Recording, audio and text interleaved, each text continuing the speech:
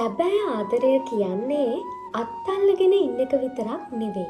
මනෝවිද්‍යාවේදී අපි ආදරය හඳුන්වන්නේ secure attachment එකක් විදිහට. ඒ කියන්නේ සුරක්ෂිත බැඳීමක්. ලයිෆ් පාර්ට්නර් කෙනෙක් ඉන්න ඕනේ ඔයාගේ නිදහස සීමා කරන්න නෙවෙයි. ඔයාගේ ලෝකය තවත් ලස්සන කරන්න වගේම ඔයාට ඔයා වෙන්න ඉඩ දෙන්න. සැබෑ ආදරය කියන්නේ හැම තිස්සෙම ප්‍රශ්න නැතුව hina වෙලාම ඉන්න එක විතරක් නෙවෙයි. ප්‍රශ්න මැද වුණත් එකිනෙකාව තේරුම් ගන්න උත්සාහ කරන එක. ඉතින් කෙනෙක් ඔයාට ඇත්තටම ආදරේ නම් ඒ කෙනා ඔයාගේ හිනාව වෙනුවෙන් ඕනම දෙයක් කරයි.